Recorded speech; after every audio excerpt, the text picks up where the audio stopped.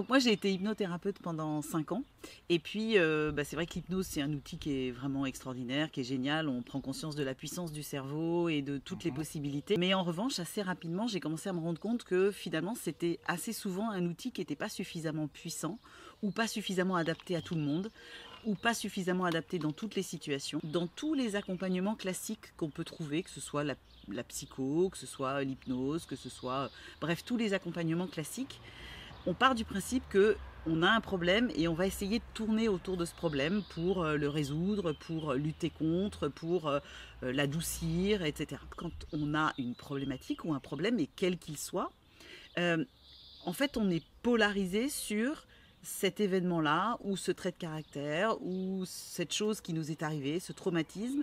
On est polarisé, c'est comme si on avait des lunettes de ça, ce qui m'est arrivé, c'est mal, c'est un problème. Et donc on essaye de tourner autour pour le résoudre. Le principe de dépolarisation, c'est justement de pouvoir totalement rééquilibrer les perceptions. C'est-à-dire que par des questions qui sont totalement contre-intuitives, que le cerveau n'a pas du tout l'habitude d'entendre et auxquelles on n'a pas du tout l'habitude de répondre, le cerveau va venir totalement rééquilibrer les perceptions qu'on peut avoir d'un événement, que ce soit polarisé en c'est mal ou polarisé en waouh, ça c'est trop bien. Et donc, on va rééquilibrer les perceptions intérieures. Et ce qui est très intéressant, c'est que ça ne se fait pas au niveau du mental, parce que très souvent, les accompagnements restent un peu au niveau du mental. En fait, on va vraiment venir faire tomber les charges émotionnelles. C'est-à-dire que c'est vraiment au niveau intérieur, au niveau subconscient, qu'on va rééquilibrer les perceptions, que les charges mentales vont tomber.